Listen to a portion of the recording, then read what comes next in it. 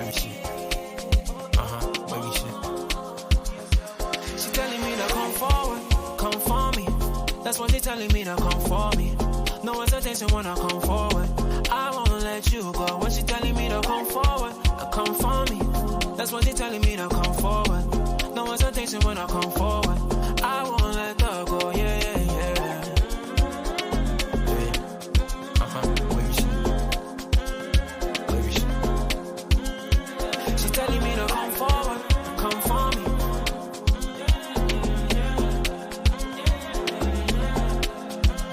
See, I don't know why I finally now I just spoke my mind. I know it's long since we spoke sometime, but this thing no play, I go change your mind. Just give me some time, hey, please. Cause I don't have no time to waste. No more back and forth, just like Aaliyah. That's all I wanna do right now. Grab it up. Swing on me, gonna grab it up. Body to body, make a bend up on that reeling. Bad man, turn you over like a steering. Well, when me gonna grab it up. Swing on me, gonna grab it up. Body to body, make a bend up on that reeling. Bad man, turn you over like a steering. Well, she telling me to come forward, come for me. That's what she telling me to come for me. No hesitation when I come forward. I won't let you go. When she telling me to come forward, come for me. That's what she telling me to come forward. No hesitation when I come forward. I won't let her go. Yeah. Wavy shit. Wavy shit. She telling me to come forward, come for me.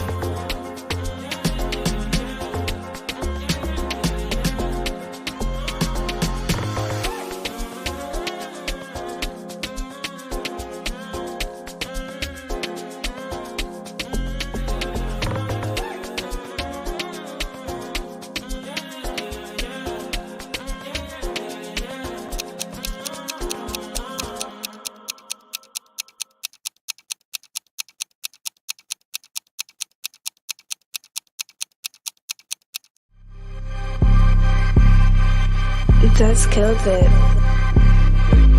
You made the decision to play Thiago. But Klopp doesn't change the system since Buvac left. You don't want to change from the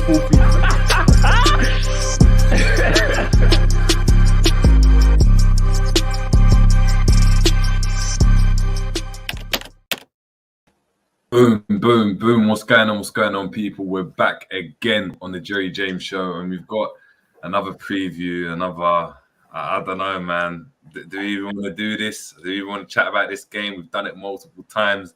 Endman done one already. I should have just, to be fair, recorded that and set that out for you people. But look, big up to everyone that's involved. Big up to everyone in the chat. Make sure we're smashing the like as well. Big up to Michael Talks and Endman for stepping in today.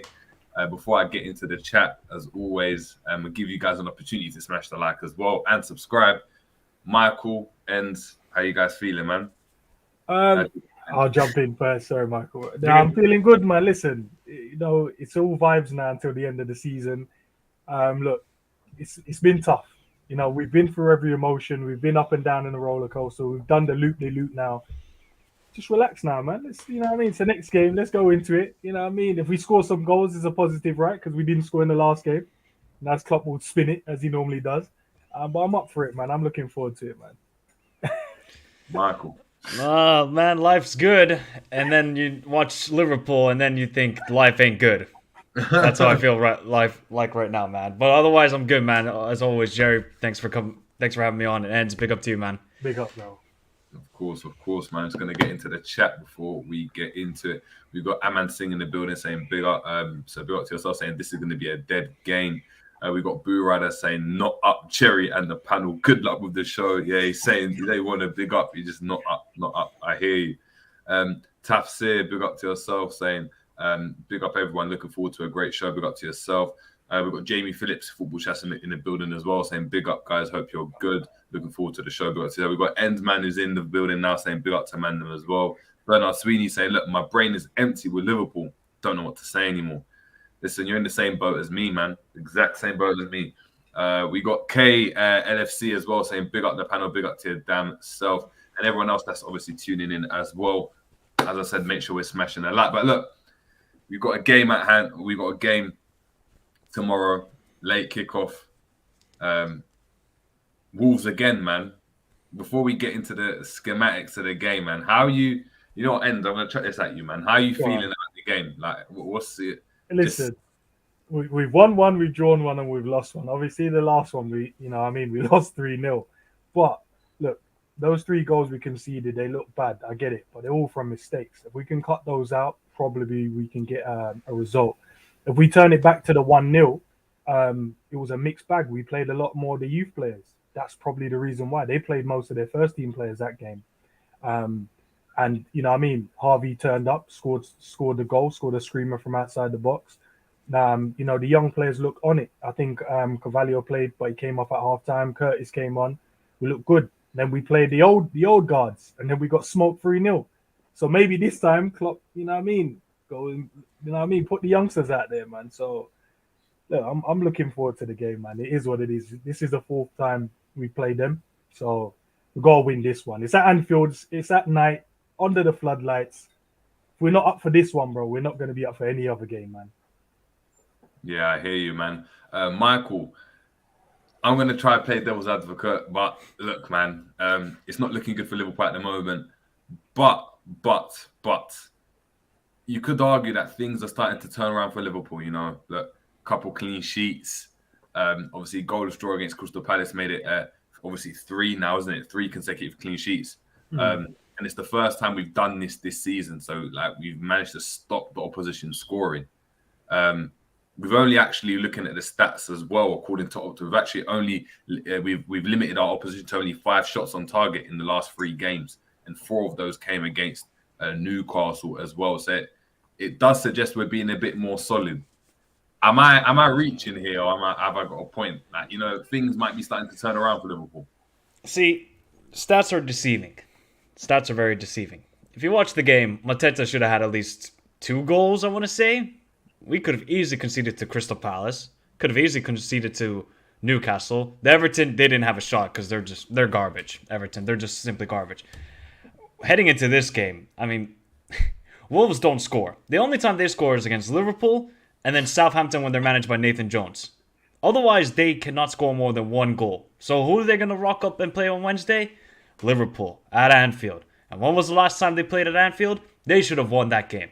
Arguably. We got lucky to get a replay in that fixture, but tomorrow I'm not looking forward to this. I know Enz is saying, yeah, I'm looking forward to the game. I don't know what you're looking forward to, bro, because I'm not. It's going to be a late kickoff here in Finland. I'm going to go to bed at halftime. I'm going to get some sleep, and I better see a win when I wake up in the morning, because right now this is just horrific. This is a massive week. Wolves tomorrow, and then Manchester United on Sunday. We have to win both games. Our away form is dreadful all season, right? We have to get at least some consistency at home. If we can keep on doing that, maybe we have a shot at top 4, but I just don't have any confidence with this team at the moment. I don't know what Klopp is going to do, what lineup. Who knows? If I dare see Milner and Henderson again in the midfield tomorrow, I might not even tune in. Listen, I know it's crazy right now. We're Liverpool. I don't really know what to. Not that I don't know what to expect when it comes to the lineup. I just don't know what's going to happen. Klopp spoke about obviously wholesale changes in the last game.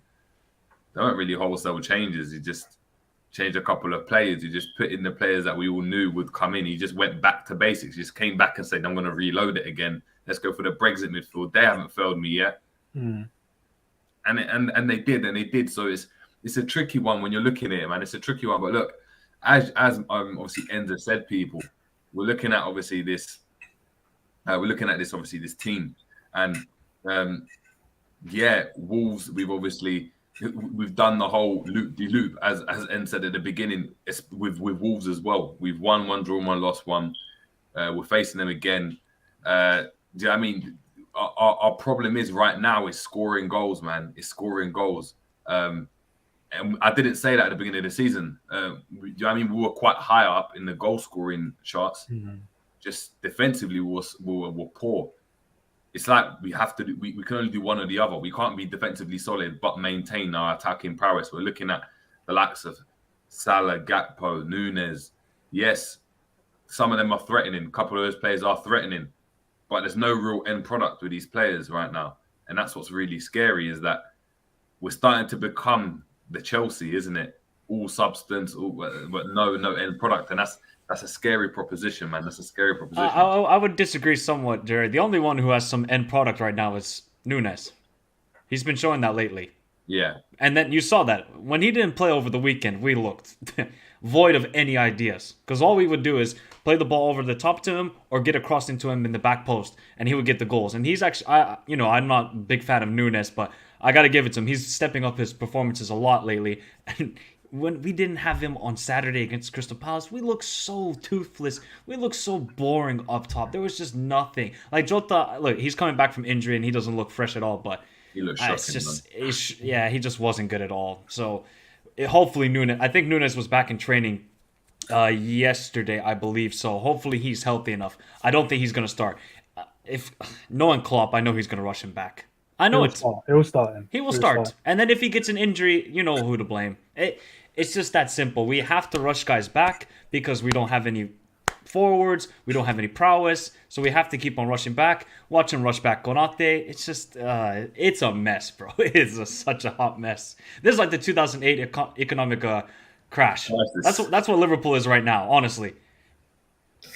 What, Lehman Brothers? Is that what we're saying? Yeah, I think so, bro. I think so. We can't find any consistency in anything. Like you said, Jerry, we were great attacking-wise in the first half of the season. Now we're good defensively, and now we're void of ideas going forward, really. So yeah, it's great. I mean, the one thing, as En said as well, though, Michael said, you said about Wolves, they struggle to score as well. So it's like another mid-off. It's like we've had a pure mid-off this season.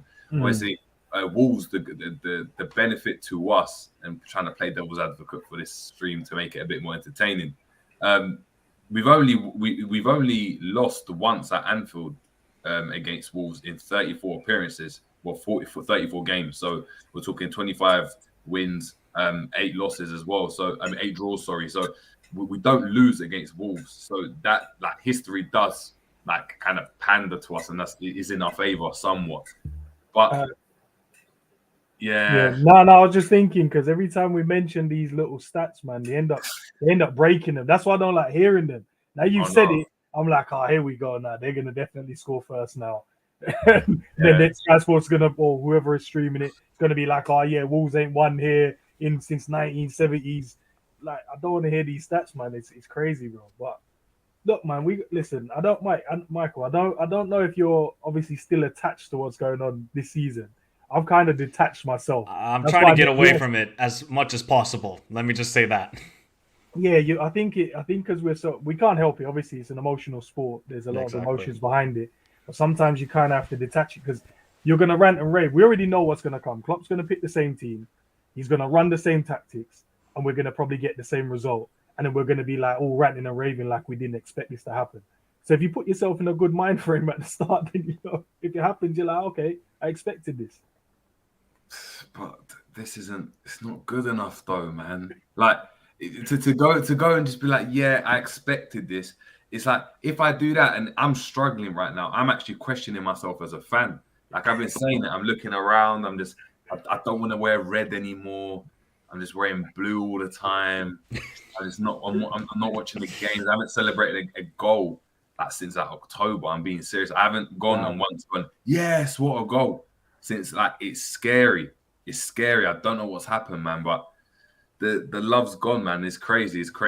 I'm just gonna get into some of the comments as well before we get up some interesting facts, man, which I think obviously will be quite cool to chat about. We got Conman in the building as well. Big up to Conman.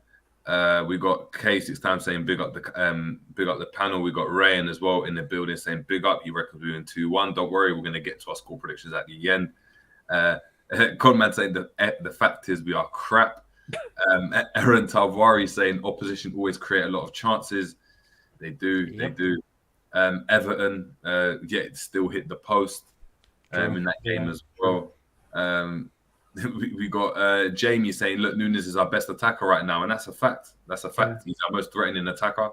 Bernard Sweeney saying, look, the only thing I'm looking forward to this summer is getting the deadwood out. Let me know who the deadwood is, bro. Everyone's got different opinions.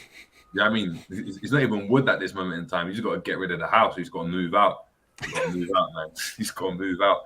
Angel 968 saying John Henry equals Bernie Madoff.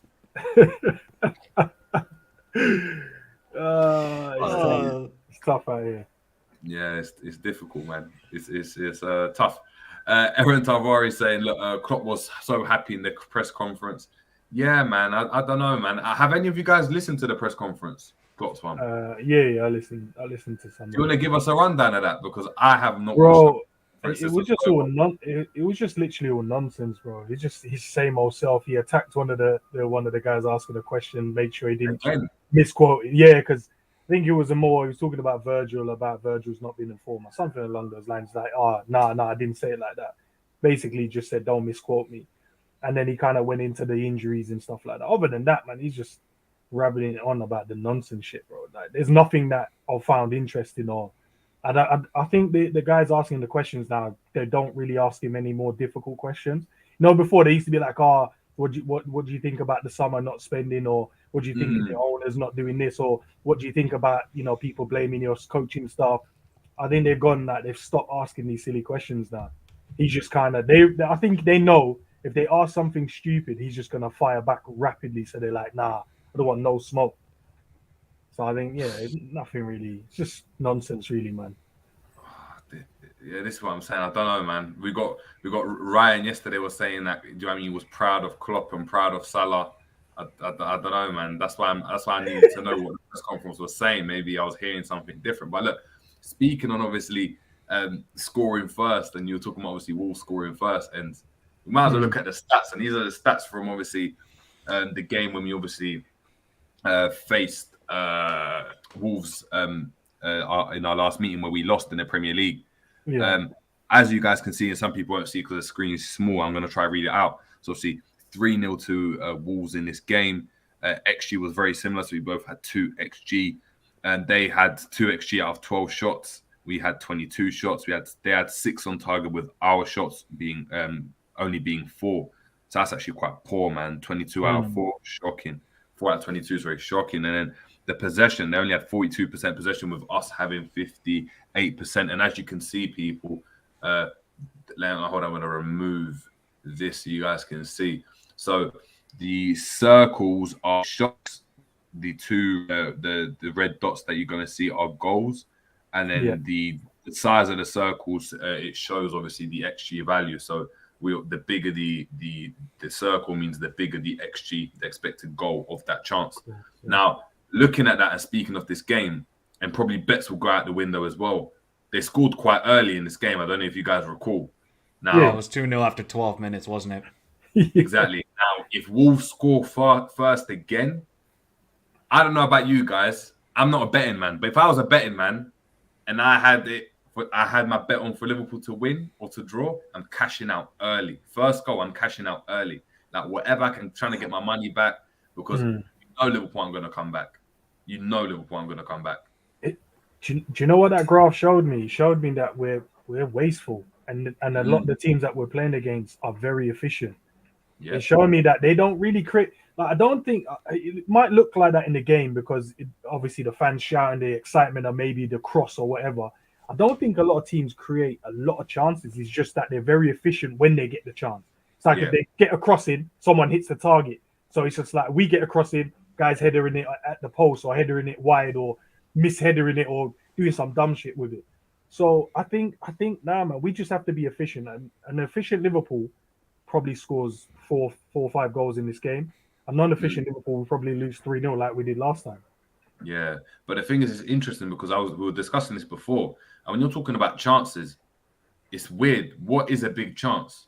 It's all relative, isn't it? Even though I know people try to go and quantify it into stats. When Trent spams across the box and there's no one in the box, I guess that's a chance, right? It causes some danger, but it's not really a chance. It's not the same way. It's not the same way you have a one-on-one, or do you know what I mean? Where that's a chance. And that's the thing with Liverpool, is that we get into situations where we spam across it and we're just causing like chaos to go and happen. But there's no real precise kind of attacking powers. Hence why we're looking at them and it's like there's no ideas. Yet at the end of the games, there's always Liverpool had so much possession. We created so many chances on the stats, But when you're watching the game, I don't know about you guys, but even in the last game with Crystal Palace, I didn't look at that game and think, wow, Liverpool are creating so many chances. I said, yeah, we had a couple, but it was poor apart from that. It was just crossing when we didn't have to cross. It was a first time, do you know what I mean? Ball over the top from Henderson. Do you know what I mean? That's what we're talking about. So it's tough. It's tough when you look at these stats, man. Nah, we're the least fluid attack in the Premier League. I'm serious. I just watch this team and I just think, how are we going to create a goal here? Either it's got to be a Salah brilliance because he's done that in Newcastle and Real Madrid with the assists he got, or then just spam across and hope for the best. That's what I generally see with this team at the moment. It's just so void of ideas. I just don't see anything. I see better from Nottingham Forest, and that's saying a lot because they just got a bunch of guys who they signed up and thought, yeah, we can maybe make this work. But they got a manager in Steve Cooper who actually maybe has an idea on how to attack and break down a team. Right now, we just look void of anything. Absolutely anything. And I'm just looking, okay, if Diaz and Jota come back healthy, maybe we could see something individual brilliance down the wing. Because we can't get any attacks down the midfield. And I think we know why. So it all has to come down the wings. And if the wings then get stopped, there is nothing. There's zero. So I remember that Wolves game because I know Trent put in the brilliant ball to Nunes and then Nunes missed a big chance. Yeah. That's all I can remember from that game where we created. It's just I don't think we don't have any idea how to break down a low block. All we can do is hope for the other team to play a defensive high line so Trent can put a ball over the top and then Nunes or Gakpo can run onto it. Other than that, don't see how we score a goal. We don't look threatening from set. Remember when we were so good from set pieces? We were so deadly. Now, teams, all they need to do is just, all right, there's VVD, mark him, that's it. That's all you need to do to stop us from set pieces. So that it's just so, I hate it, man. I do not like the football at all. Something needs to change, but we know nothing's going to change. It's going to be the same thing. Trent, put in a bunch of crosses. Robbo, try and make an overlapping run. See if we can get some bodies into the box and create a goal. That's it. Do you think if we start, maybe, I might look at Klopp's deficiencies here, but we tend to kind of set up the way that we always set up. Should we set up for this game in terms of a way, maybe play a 10, something different to kind of, because I believe Wolves will probably play a 5-man midfield, in my opinion. And we probably need someone that's going to be in between the line of like the midfield and defense to kind of create and operate in that space. At the moment, us playing that false 9 stuff with Gakpo, it works against some teams, but not all teams. And especially a well-organized team, it's not going to work against, not anymore. And you're right, Michael. Obviously, we only create from the wings now. Why not? Let's just change it up. And I know probably we don't have the people in terms of like midfielders to do so, but we got a Harvey Elliott, you got a Carvalho, you got people are going to kill me, but got Curtis Jones. Just play them. Look, the other man them ain't doing nothing, so why not just give them the opportunity? And if they mess up, they mess up because all the other man them are letting people run past them. They're not trying to create a goal. You got Henderson with his hook pass. Fabinho's letting man just run past him, and Besetic is the only one trying in the midfield. We don't have Thiago at the moment, so why not give a couple of the youngsters play a 10 and give Wolves something different to look at in terms of what we can set up and play? But do you know what it is, Enz? Everything you're saying, I swear to God, I've said this like 25 times. Why not play Jones? Why not just play Elliott in the number 10? Why is Carvalho not in the team? That's the problem, though. We all could, right now. I'm telling you now, we could all be number 2s with Klopp. We could all give him the different ideas and stuff. We can give him all the resources. But if he doesn't want to go and change, there's nothing that's going to happen. I think we could have gone to a 3 at the back. Defensively, when we were poor, we could have went to a 3 at the back. We didn't have midfielders. Why not play a defender in there? Matip can drive with the ball and step into midfield. He's comfortable enough to do that. So you can overload the midfield. You allow Trent and Robbo to be higher. That way, if they're higher, they haven't got that defensive responsibility and they create anyway, and they're the main guys to create. And you have 2 people up top. Get Salah closer to the box. We could have done that. That could have been a solution. See what happens. Klopp's not going to go and do that. That's the thing. If anything, it will be a more of a tactical change. So it will be, Elliot, what we need you to do is instead of maybe drifting out wide, we're going to need you to come inside and be in that half space as opposed to them changing the formation. But I don't think that's enough. That's the scary thing. I just don't think that's enough anymore. I think he's tired. I think the manager's tired. That's what it is. When I look at maybe he's just lazy. Stubborn, lazy. I Stubborn? just think I'll use he's the word thinking stubborn. 3 months to go in the season. Why should I change anything? This is basically tanking in NBA terms. We're just tanking this season and just seeing where we can end up. Maybe we'll win a couple of games. We'll definitely lose a couple of games. See where we're at the end of the season. And if I dare see Liverpool in the Conference League, Hey, play the youngsters. Scary times, bro. Play the youngsters.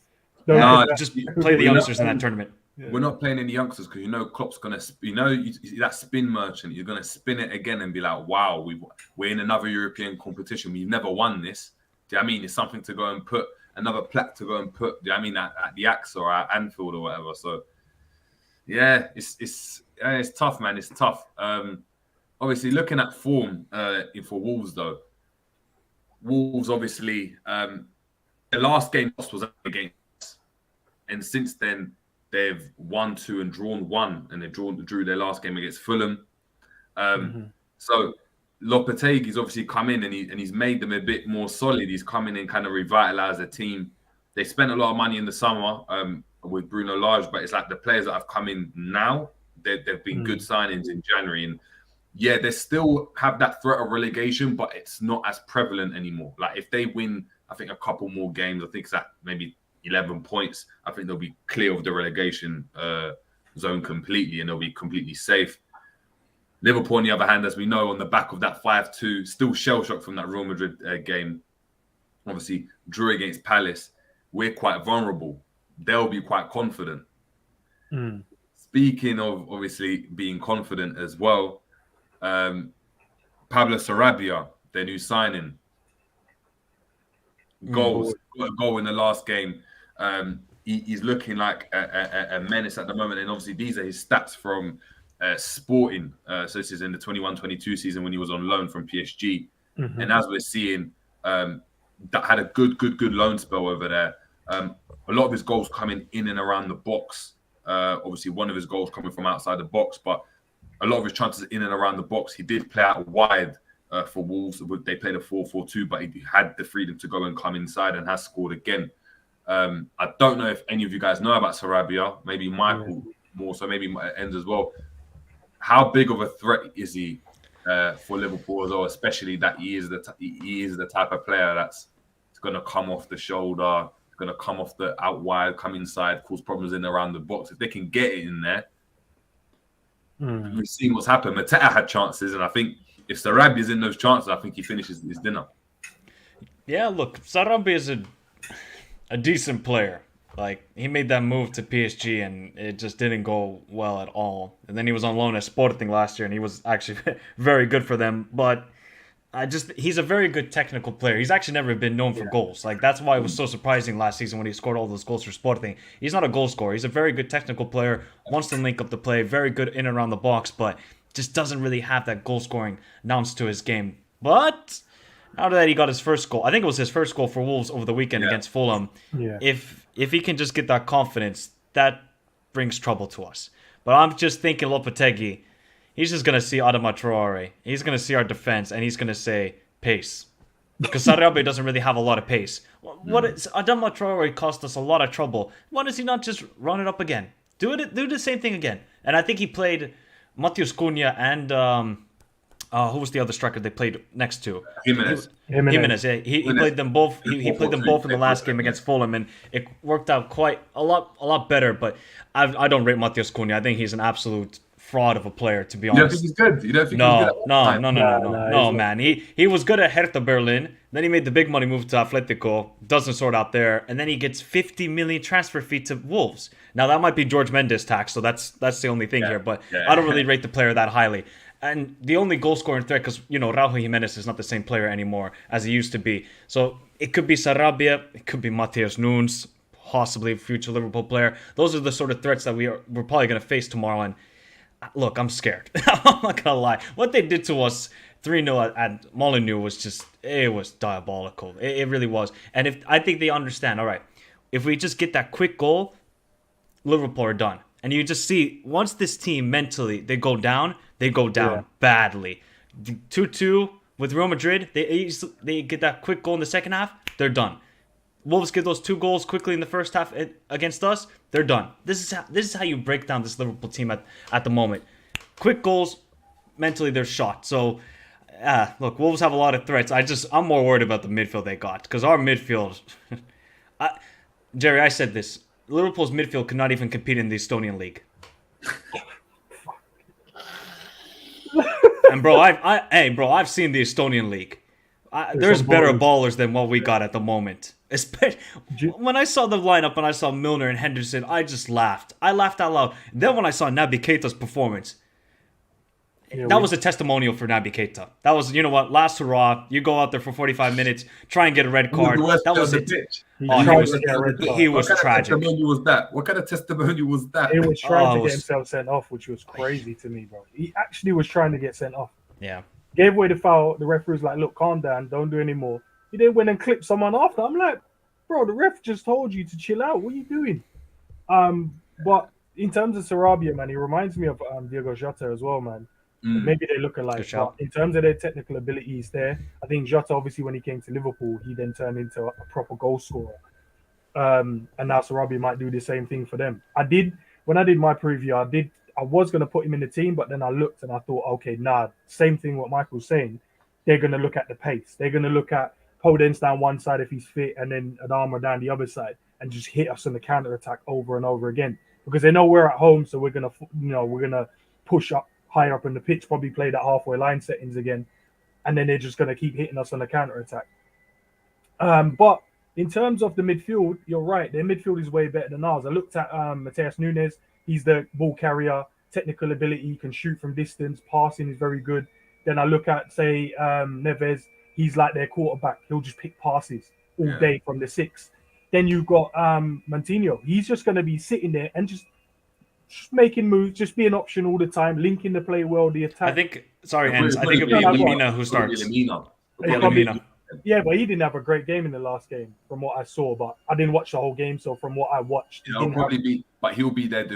What they'll do definitely, because Moutinho hasn't got legs, they're going to try and combat that with legs. I think even in the games we played against them before, didn't they have, was it Doyle or Downs or Jacks? Something like that, yeah. One of those, just a basic runner in there. Just, I mean, like a Milner or Henderson equivalent. Do you know what I mean, like a beat-up version of them, where we're going to put him in because he's going to give us legs. So they'll probably play Lemina there because on his day he can be a good player. Someone that's very, very, very inconsistent, but you don't go to Juventus and stay at Juventus for as long as he did and stuff if you didn't have that some sort of ability. You're just not consistent at all. But so Jerry, we have a Juventus starter as well.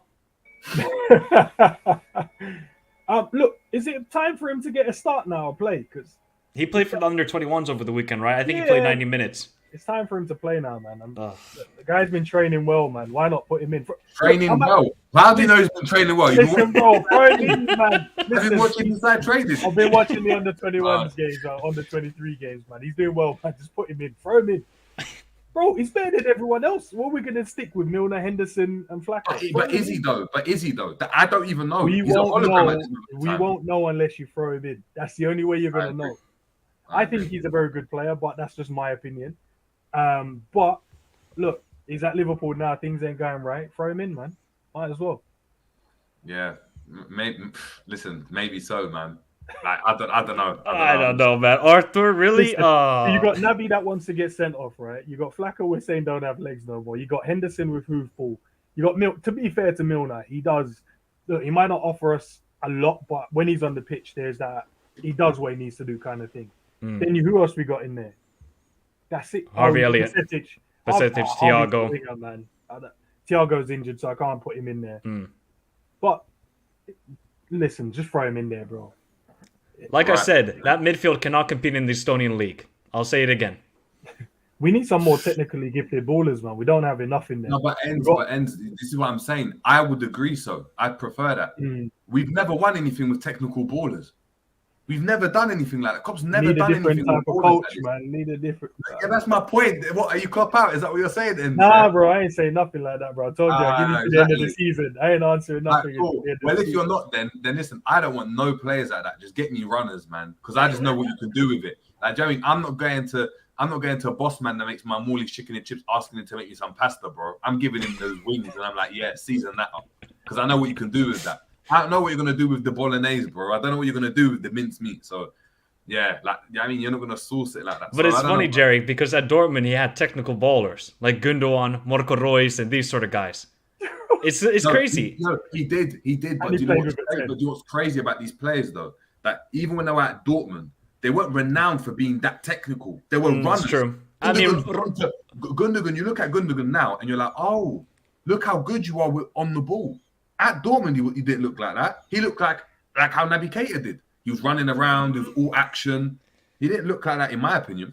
I thought Gundogan looked like a technical player at Dortmund. And Royce has always been technical, in my opinion. He always showed that technical side to his game. But yeah, maybe Gundogan was more of a runner, and obviously that's because of Klopp's tactics. But obviously Pep has taken him to another level because he's all about the technical skill. So he just exposed that into his game.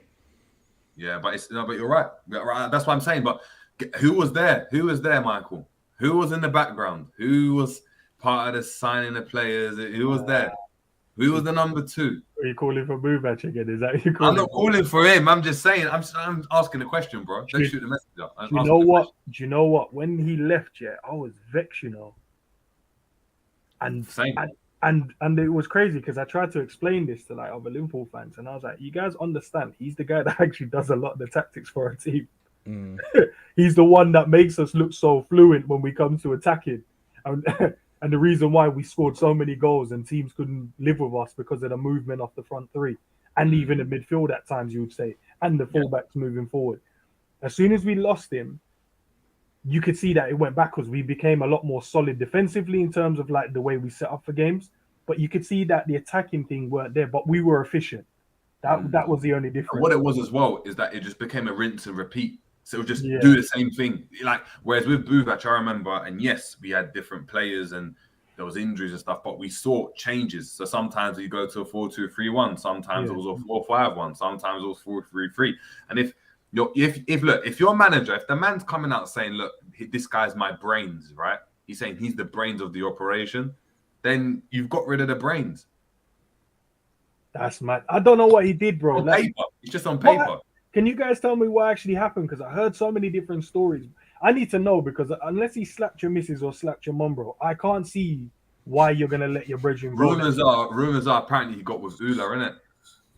That can't be. Nah. No, I'm joking. Nah, then I'll let him go. Then I'll have to let him go. I can't wait. No, I think it was Buvac didn't like the influence of the other coaches coming into it. So Linders, that was in the background, a couple other coaches, and Buvac wasn't the yes man. So whereas he'd go and obviously be against certain things and would go against what Klopp wanted to do, in Klopp's kind of like, he started to sway towards Linders and the rest of the other coaches. Buvac didn't like that, and that caused a kind of mishap. So they probably have obviously had tiffs and arguments about that, which ultimately led to as a manager, you don't need yes men around you, though. You need people that's going to hold you accountable. That's the only way you're going to, get better as a manager. You do, but at the same time, if Klopp's feeling, I want to go this way, and this guy doesn't want to go in the direction I want to go with, he probably feels that Pep Linders isn't a yes man, but they've got the same vision. They're singing off the same hymn sheet. So even though he might perceive him to not be a yes man, ultimately, they're going to go and sign a player and they're going to be like, yes. Or he's going to be like, yeah, we're going to do this and we're going to press and it's going to be passion, this, that. It might be a signing. It might be a tactic. Whereas Buvac is probably going to be a bit more forceful. And then obviously he thought he could be a manager. He thought he could, express his own kind of, his talents elsewhere. So, yeah, man. But listen, we will never really know what happened. Yeah, we won't. Until years down the line when a book's released. Until Klopp releases a book in the summer, because we like to do that in the summer, I guess. Exactly. Yeah. I need to go and check it in the summer. I need to go and check if Buvac is available, man. I've got a season on FM at the moment. I think Buvac he's a free agent nowadays. I think. I need to go and check. I think he is. Yeah, I think he is. Looking at it's interesting though, and going back to obviously Sarabia, as you can see, a lot of the goals are coming from inside the box. So that's obviously where the threat's going to be. Mm-hmm. If you go and look at Liverpool, and this is really, really scary, right? Oh, God. We've conceded 26 goals this season, a goal a game essentially. We've played 23 games. We're over a goal a game. look at where our chances are coming. Look at where we've conceded all our goals this season. Oh, is none of the goals been outside the box, bro? No, last season we had 20%. We had 27% more goals from outside the box. We conceded 27% more goals from outside the box last season than we did this season. This season, it's all been inside the box, and look how big the chances are as well. Yeah, we ain't engaging enough. That shows to me that the midfielders ain't covering. They're not doing their job. But we're saying that, but you could argue that they are, because if the goals aren't coming from outside the box, then they're actually closing down and doing their job. It must be the wide areas where we actually being played through. How are they able to get into the box? I'd love to see what the chance creation from the wide areas are. But in terms of like in the middle, like look, what's that? 26 goals we conceded inside the box. The midfielders can't be there, bro, because if we got 4 defenders, right, they tend to be in the box. And then you got your 4 midfielders or 3 midfielders. That means we've got 7 players in the box, and you're telling me 7 players, and we still conceded 26 goals inside the box. That shows to me that there's 3 or 4 players ain't in the box, bro, at least. Yeah, I mean, I wouldn't be surprised. We're getting caught on transition, and then obviously, even when you look at like the Vinicius goal in the Champions League, he's inside the box and there's bare man around him, but he's still able to get his shot off. So it doesn't matter. This is my point. It doesn't matter if there's people in the box, out of the box. It doesn't matter. Yeah, exactly. And then we're just looking as well, and the chances are massive. Like we're not looking at low XG chances. Yeah, there are a couple like out in those wider positions. Anything central is a problem. And then we go and look at Sarabia, and this is what's scary. Look at his goals. When he's at his best, and this is the season for when he's at his best in terms of goal scoring form, all down the centre. And that's going to be a worry, especially if we go and concede first. If we concede first, best believe we're going to concede down the centre. And yeah, I don't really know what to say. It's scary when we're looking at it, man. It's scary. It's scary. You did not have to show that graph to me, Jerry. I did not need to see that. That's just getting me more pissed off. Yeah, because I'll be looking out for this in the game now. I'll be like, oh, there we go. Another one in the middle. Oh, there's another one inside the box. These guys ain't even shooting from outside the box no more. That is mad. They can't just be working the ball inside of our box that easily, man. And it's any team now. It's any team. It's any team, because essentially what you want, right? You want teams popping shots from outside the box and mad angles. Exactly. You know, it means they're struggling. If teams are regularly breaking us down to the point where they're having shots inside the box, and we're not talking about inside the box, but from mad angles. Like that sometimes Mbappe gets chances where he's out wide, and the team have done all they can, but he just wrapped it into the corner, and you're like, all right, cool. Like the goal that scored against Poland in the World Cup, right? Mm. The chances are dead in the center. Like Matea's chance, dead in the center. There's just no structure. We have no leaders in the back. Benzema's chances, goals in the Champions League, dead in the center. That's what's scary. We're not engaging enough. Though. We've got a DM, right? That's the We've word. got a DM, right? Huh? We've got a DM, right? That's supposed to engage, though, right? Who's that? Who's that? I don't know. We should have a DM in the team, but I don't know if he's. I don't think that word is used in Liverpool Football Club, Jerry. We've got CMs. We've got CMs in that. I don't know about DMs. Yeah, I hear that. It's scary. It's mad. Yeah, big up to G. G just saying, yeah, Liverpool are just shit. Yeah, shy. Hope G's doing well. Make sure we're sending out our regards to G, just recovering at the moment, but he will be back with us shortly. Yeah, obviously Liverpool. Obviously you mentioned Nunes, Michael, should be back from injury. I know you don't want to play him, and you're worried about risking injury. But we're going to look at, obviously, some of his stats. And look, in terms of attacking sequence involvements, and this is in the Premier League, people, Darwin Núñez is up there and is actually, do you know what I mean? He's causing problems. We're looking at, obviously, Bruno Fernandes, De Bruyne ahead of him. But all these players are do you know what I mean? The rest of these players are all coming, are all playing for the teams that are battling at the top of the table. As we're seeing there, look, he's averaging 5.1 shots, do you know what I mean, a game with 1.3 chances creating. So he's shooting more than anyone else. Like Gabriel Jesus is probably the closest person with 3.5 shots a game as well. So look, he is a havoc. He is a menace. He's a problem, as Jamie Phillips said. He's probably our best attacker right now. So if you want to have any chance of winning this game, he's got to play, man. He's got to What? play. What's alarming that we only have one player on that list, bro? Yeah, Yeah, That's it's the norm. it's That's scary when you alarming. look at it. And this is what I'm saying is when you look at this, when you dig a bit deeper and you're looking at the stats, yeah, as an example, Salah's stats look great on paper. But when you break it down, you're like, you know what? It's not really there. And you know what? For the next show, I'm actually going to get another graphic up which shows the dip he's had after the AFCON. AFCON. Okay. Oh no, And That'd be it's mad. interesting to see. It's crazy, like with everything. He's dribbling I can less, imagine. he's shooting less, he's passing less. Like everything's down. Everything. Could that though be situational? That could be because of the tweak of the tactics earlier on. I get it, we didn't tweak it as much in terms of after the AFCON, but I mean, start the new season. Potentially, but then why his dribbles less? And that's another situation. And he's playing in that position. It could be situational. It could be also a tactic. But maybe that's Salah saying, they figured me out. Like naturally as a player, if you're not having luck, we've seen a Salah a lot of times this season even try to play a bit more centrally. And it always looks like he's being bullied. Back to goal, he's losing the ball, that's not sticking. So he's coming deeper and opening his body up so he can receive the ball because back to goal and in behind, he hasn't got the space or the pace anymore to really go and do that. So, yeah, it might be tactical, but Núñez is doing it on the other side.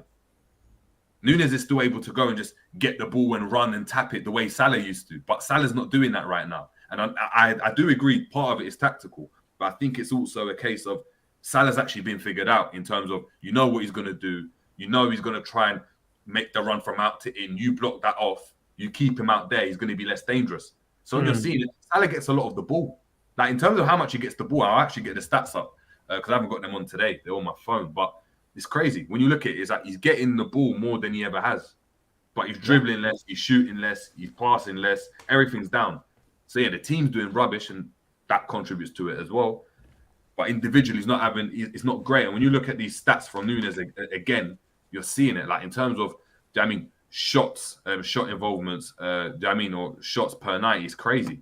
He has 6.9 shot ending sequences per night. That's seven shots per 90. 5 of them being him taking shots. Obviously, he's not passing as much as you can see. He's only creating 1 chance per game, but that's not his role, is it? And that used to not be Salah's role. Salah used to always be the one that was in the end of stuff. Now he's having to adopt this creative role and seeing he's not at his best doing that. So, yeah, man. You know what was more alarming was the build-up to the shot. It was 0.6. That's very alarming to me that we have no involvement to him. It's just basically over the top, quick fire, get the shot off, and that's Núñez's game at the moment. Which, fair enough, that's the way we want to use him in a sense because that's how effective he was at Benfica. But look, Darwin is just very limited player, but causes havoc because of his speed and his tenacity. And I'm not a big fan of him.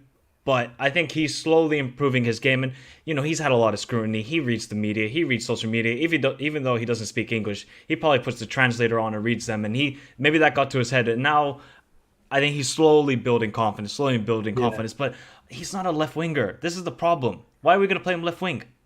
Oh, how's he going to do against a low block? Somebody explain that to me. But that's the problem is... I don't... Jerry, he's a striker. No, but even his goal against Madrid, right? Even his goal against Madrid, we caught them that they were disjointed. They weren't sitting in a low block where we had to break them down, and that pass was proper cute. Like that Arsenal used to go and play like that a lot, where they'd pass teams to death, and you'd see that pass just slipped into Giroud, but it's like a 1-2 meter pass, and he's done that flick. This was on transition. Like we had played the pass, Salah's running at them, the team's all disjointed, and we playing that pass, and there's space for him to go and attack. You haven't got that space.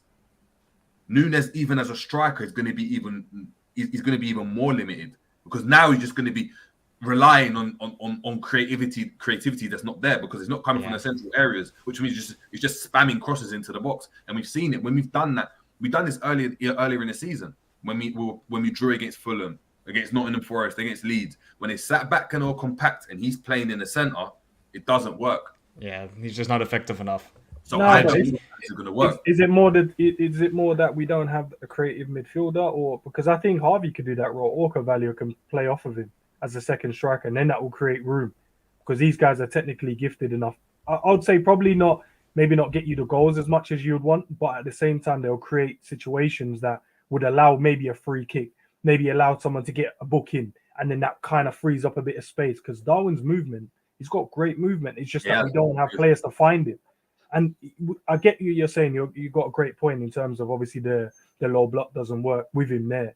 It makes sense, but at the same time, I think most of the teams we play against has a low block. So I can't, for the love of me, think why haven't we figured this out and gone, let's play with a 10 or play with a second striker in behind him. So at least then he can occupy and then allow Darwin the freedom of movement because someone has to be engaged at 10. Someone has to. Yeah, but it's weird, isn't it? Because even if we play, like we've played Elliot, we played Naby Keita, we've played players in that role where they've had that kind of attacking license to kind of go into those half spaces. And even in those situations, there's still, it just seems that there's a tactic. Or even Thiago gets the ball in some advanced positions. We don't look to go and play the passes in between the lines in the box. Where you're looking to, like, where you're really creative. You want to talk about like Ozils, your Bergkamps, where they're looking to go and find those passes. Odegaard looking to find those passes all the time. The first pass is always out wide to come back in.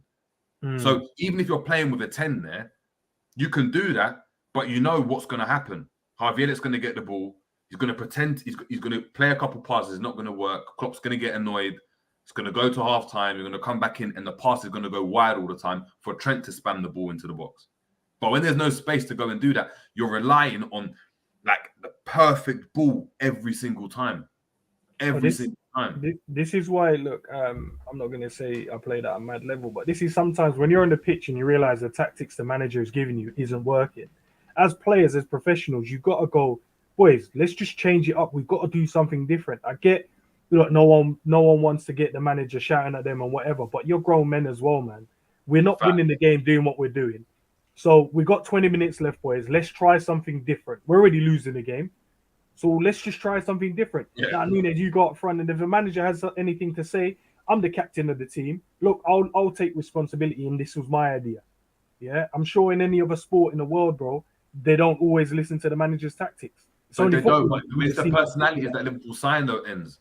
Think about it, right? Any player that's got a bit of personality, you see, like a Romz would never work at ever. No matter how good he was, it would never work at Liverpool. There's certain the type of personality that we go and get. It's the type of it's a yes man type of personality. It's when you look at our team, you don't look at anyone where you think, you know what, they're a bit of a, like even Benzema for Real Madrid. Yeah, he's a leader in the dressing room stuff, but you know, if the manager says something you don't agree with, he's just going to be like, no, we're not doing this. I'm not dropping deep if I don't need to drop deep because you're telling me to drop deep because I'm going to use my intelligence in the game to assess the situation. And we're going to have a debate about it at half time if you want to go and beef me about it. In our team, we don't see that.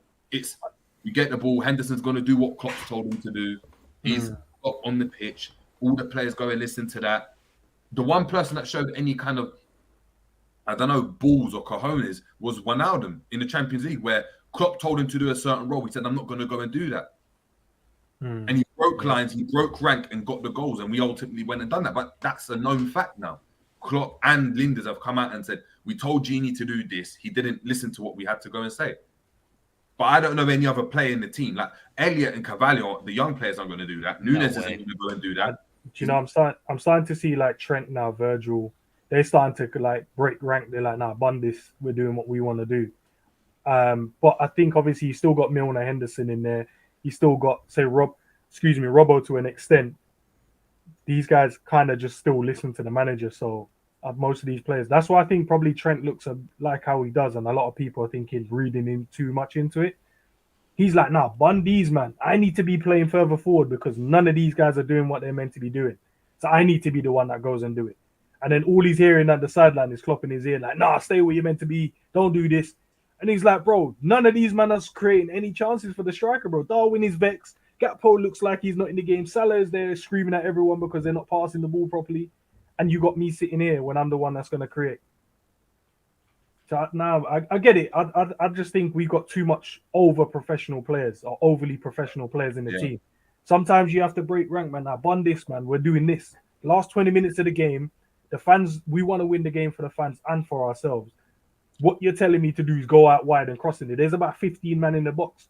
Do you know how precise that cross has to be? See what I mean? It's just you're talking about professionals that's their job, isn't it? Like when you're coming against Wolves and we're talking about like Craig Dawson, put the ball in the box. That's what he wants to deal with. Exactly. That's what he wants. Like you doing that is like, well, this is what I get paid for. This is why I'm on the amount of money I'm on to go and win my headers and win my first and second balls. Like literally, that's it. But there's no nuance to our game, and I think that's what it is sometimes. That's what it is, man. I think Cameron makes a good point that actually Diaz would kind of go against the norm of what Liverpool players do. Like he would do his own thing. Remember the goal he scored against Crystal Palace? He just said, "Give me the ball, and I'm going to score the goal." But do you know what is weird with about Diaz is that I agree. But what was the argument? What was when we signed Diaz? What did Klopp say about Diaz? That we haven't got time for us to go and let him not like to kind of tell him what we want in terms of like how he's going to play in his role. He don't speak the language. He's moving to another country, all that type of stuff, right? So his bedding in period is going to be different. We're just going to go and tell him to play. And guess what? That's the best Diaz we went and saw. Yeah. Exactly. He weren't going to go and make the movement from out to in the same way Gakpo were making it, but he was able to settle in much quicker. The Dutch connection in the team speaks English, all that type of stuff. Linders is there. Diaz is a different scenario. They just told him to play football. You can't speak English with their brother. So it says, I'm going to give you the ball. You understand pass, hey, and just shouting to get the ball. Apart from that, he's just going to go and do his thing, right? So we saw the best Diaz. The flicks over Reece James, no look passes. I'm just going to make this run here because I'm just going to do what I'm doing on instinct. Now when he's had to go and you see the kind of the tactics embedded to his play. His pre-season, what did we start seeing from Diaz? That he went and done that when he got us into games when he went and broke rank. But in those games, if he didn't do that, he was poor. We were looking at him saying he's not that great. Because he listens to the tactics. That's why. Exactly. We were saying, we were talking about Mane, saying, Jota got injured, and we're like, you know what? Maybe if we had Jota, we could have played Jota on the left. Maybe it should be Jota, Bobby, and Salah because Diaz isn't really performing well, and maybe he can be that impact sub because when he comes on, he can score a goal. And it's like, no, he was breaking rank then because he's like, look, I just want to win the game. But when he's actually trying to engage in the tactics aren't working. And it's the same with Salah. The tactics aren't working right now. Yeah, we got to free these men up, bro. These men got chains around their legs, bro. We got to free up some of these attackers, man. Just say, Salah, go and do your thing, bro. Go and play how you want to play. Diaz, go and do the same. Nunes, go and do the same. And I promise you, will probably start cooking everyone. Maybe so. I always have this argument, and I'm like, I look at, obviously, the capitulation that the Chelsea team had. This was, 14-15, if I believe? 15-16. 15-16 when Leicester won it. Yeah, exactly. They had a capitulation, right? They were poor. And the season afterwards, I think they only signed one player. I think it was one player that they signed. I forgot who it was. I can't believe it, but they signed one player and essentially won the league with Conte, right? Yep. Yeah, so they won the league with Conte. I think it wasn't even one player. I think Victor Moses just came back from loan, but it was the same team, right? No, they signed N'Golo. Kante, that's it. Yeah, that's what I said, Kante. You're right. Yeah, they changed the shape, didn't they? Yeah, but they changed the shape. But guess what? The core of that team was still there. Yes, they brought in one player, but everyone else was still the same, right? Everyone else was still the whole team was the same. Because those players are players, when you look at them, Costa, Hazard, a lot of these players are players that are not, they're going to go and break rank. They're going to go and be like, you know what? They down tools. These players won't down tools for Klopp, regardless of what's going on. These players are going to go and down tools. But that's why they were able to go and win the league afterwards, because they had not only the ability, it was the mentality to go and do that. I'm looking at these players now, I'm questioning, even if we were to go and like, I've been entertaining the idea of a new manager and stuff. They're not going to be able to go and do what this new manager, because they haven't got the cojones to. Like an Ancelotti, when he comes at half time and says, "Yeah, half time I didn't even say anything to the players. We went in 2-2, and I didn't have to say anything to the players. I told this person just to come across a bit, like I made a little tactical change. I didn't tell the players what to do or where to pass or how to go and create chances. Just do your thing, and that's what they did. Yep. So, and I think that's why our front three. I think probably Buvac allowed these guys to do that, because that's how they were so fluent. You could see like half the time the fun, like our front line don't have fun anymore. Do you remember how much fun they used to have? Oh, They used to have fun taking the piss out Coutinho, of even when Coutinho was there as well, the fun Yeah. that we had there as well was fluid. Like Coutinho would end up on the left, there'll be Mane in the 10, Salah sometimes would come into the 10, everything was fluid. It was crazy. Maybe that's what we're missing, the fun, bro. Maybe that's the key thing. We're missing the fun. Yeah, maybe so. Like I said, I wouldn't be surprised if it's just gotten boring for the players. I've said it before. Like, it's just 100%. the same thing, being in the same dead, boring job, dead end job. No, you can't really progress. Do you know what I mean? You know Henderson's just going to be there. He's going to be a player. Doesn't matter if you sign or not. You know the starting lineup. This becomes boring, isn't it? This becomes boring. So maybe that's where it is, man. But look, before we obviously move on to obviously the comments and we get our score predictions in, I know Enzy didn't have a chance to do yours, but we're going to get into our predicted lineups. I'm going to get Michael's up on the screen. This is your one. Chat to me about your lineup, man. Look, this is not what I would do. Wait, what? So I would play 4-2-3-1. This is that's what I would do. I'm just doing what Klopp is going to do. 4-3-3, and let's just work it out. So, Alisson in goal, there's no doubt about it. Matip, guy's trying to play against us nowadays. I don't know what's happened to him, genuinely. And Gomez, look, he's not any better. I don't see Nat Phillips. Do you actually know who was on the bench over the weekend? It was Reece Williams. Where's Nat Phillips? Generally, I've been calling for Nat Phillips for a while. He's not even on the bench nowadays. So we have to go with Gomez because Matip, just disaster, bro. The best part of Matip is how he can play out of the back. He couldn't even do that over the weekend. He just looks disinterested. So you know what? Let's just try and run up Gomez's transfer fee with this selection. Or is Gomez injured, actually? Oh, wow. I didn't actually know that. So Trent, and then Robbo has to take a break. He just looks gassed. And I think Tsimikas deserves to start. When was the last time Tsimikas had any minutes? I think it's Wolves, actually, last time we played against them. That's the last one. I don't want to play this midfield. I don't want to play it. But I don't want to see Milner or Henderson. So this is the best we got. This is how poor our midfield is. Could not compete in the Estonian League, so I'm going to go with Fabinho, even though he tried to get a red card over the weekend, and Bositic, he got a rest, so he'll start. And then Elliot, I guess, look, this is not what I want to do, but I don't want to see the same midfield from the weekend. And then Salah, Firmino, and Nunes. If Nunes is fit. And then I think Gakpo deserves to take a break because I think Gakpo is going to play over the weekend against Manchester United and he's a better counter-attacking player because I think we're going to be a bit more defensive against United. So yeah, this is my lineup. It's bad. I know it is. There's nothing we can do about it, but our whole squad and especially our midfield is just diabolical. Yeah, man, it's tragic. It's tragic. When you get my lineup up and then ends, you're gonna look at the lineups and say what you would change or what you would do differently if you were Klopp. So obviously this is my lineup. Is that mine? Oh, you got Gakpo instead of Firmino. Yeah, I've got Gakpo and I've got Konate in. Oh, so, Konate, yeah. Obviously, Konate wasn't on the bench in the last game, I don't think. But obviously, he's been back in training, so I assume the same way Nunes. We spoke about Nunes just getting chucked back in. I think Konate is going to have to get chucked back in because Matip, who's just shaky at the moment. Like it's just, I mean, he needs just a break. Gomez, obviously, I know he's injured. Apparently, I don't believe he's injured though. I don't believe he's injured. I just believe that, yeah. I mean, he's just that guy in it. Like he's just not that great. He's just not that great. And I know End is fuming at the moment. And I know he hasn't. I know this is. I ain't saying nothing, man. I ain't saying nothing. You can't say anything anymore. This is what I'm saying. The argument's done. The argument's. Do you know what I mean? But.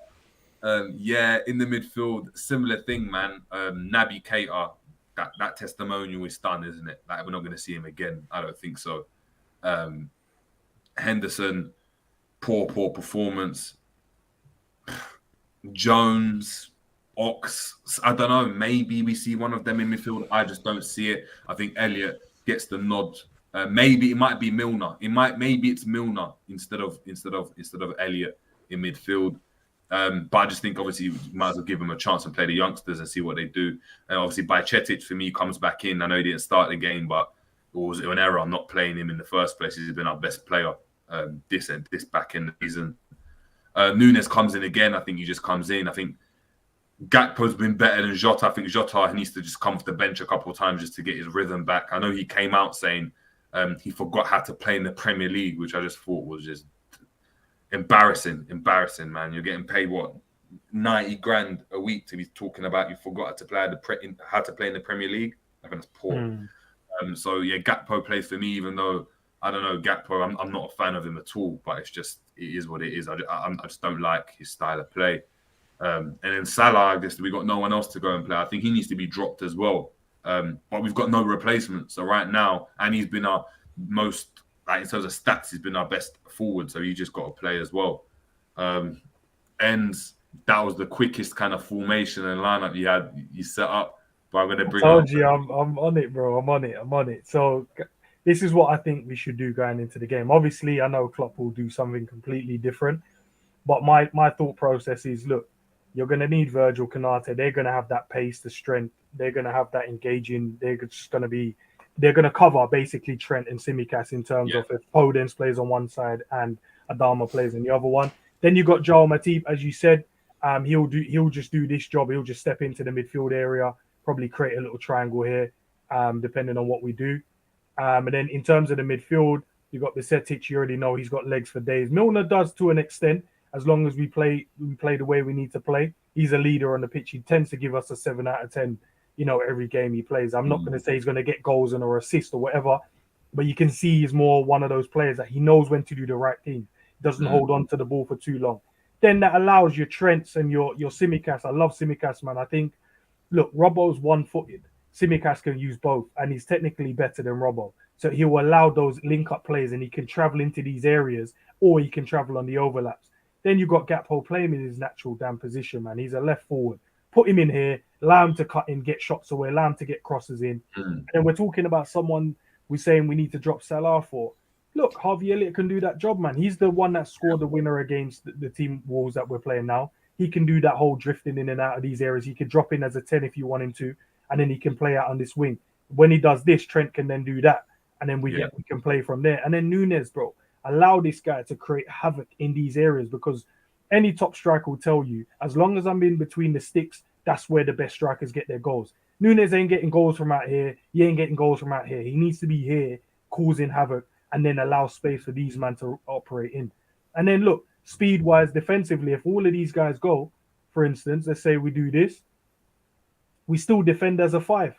People are going to say, and it's mad ends as well. Sorry to interrupt. We do this anyway. The positions that Robbo and Trent pick up anyway, we end up actually attacking like that anyway, because our wide forward, our wide wingers coming infield anyway. If you look at, and Trent's putting in crosses for Gakpo, or it's Tsimikas or Robbo for a Salah. That's obviously Elliott there. So we're defending like that anyway, which I don't understand why we can't just. But this is what happens when we attack. So normally you would have Bisetic here. He picks up this spot here. And then Hendo, he does the same thing here. That's when you leave Flacco. So I'm going to use Matip as Flacco. Yeah. Then you have Flacco covering everywhere. Yeah. That's why it looks so mad exposed. And then they hit the channel ball all the time. But if we do this and allow us to defend with a 5, if anything, these men can go out here, cover that off, and then you still have 5 man around here. But it's mad, even if it's one, you just need one to go and create a box, because let's say Bajcetic goes forward, right? Yeah. And then you got Matip that steps forward as well, because he's going to go and cover. So if the ball comes out, he's going to recycle, right? Yeah. The way he does anyway. With defending, you can defend in that box. You can use that box of Verge, Konate, Matip, and Milner to defend. Correct. But yeah, bro, that's my idea for what we should do. And then it's like we defend as a 5 and attack as a 5. And then if one of these guys want to go and help out, they can go and help out. And then that still leaves enough. We still have enough in terms of defensively, man. Yeah, facts. People are loving the end formation. Ends, I agree with you, but I'm just more realistic. Yeah, I know. Listen, it's what I would like, but I know Klopp is going to do what he likes. No, because we have the personnel to play 5 at the back. We have it, but we don't. We simply won't. That's just what frustrates me so much. Yeah, Chris Meckerware saying, look, a formation to get the best out of the fullbacks. Why would you do that? It's true. Why would you do that? Innit? Why would? We're getting the best out of Trent and Tsimikas or Robbo. They don't have to defend as much because they've got cover. You know what I mean? So they're not thinking about the channel balls in behind them. But why would we do that? Why would we do that? G's got an answer for it, though. Look, we all know Klopp won't do this as much as I love this formation. Klopp is so basic. You're just basic. Mac LFC saying, look, can you emo Klopp this team? Give Klopp some food for thought. You might as well. I think it might. Don't be surprised if it's like what j.klopp or Jurgen at Liverpool.com. I swear to you, I guarantee you, it's try it. It'll be like Jurgen at Liverpool.com. I kid you not. Oh, 100%. And then once you get look, and you got Salah that can come on for Harvey. You got Jota that can come on for Gakpo. Or even Nunes, bro. If you want to get Nunes off and put him on. Do you know whatever you want to do, bro? Whatever you want to do. Robbo can come on for Tsimikas and keep it the same. But then defensively we're solid and we nullified their counter-attacks.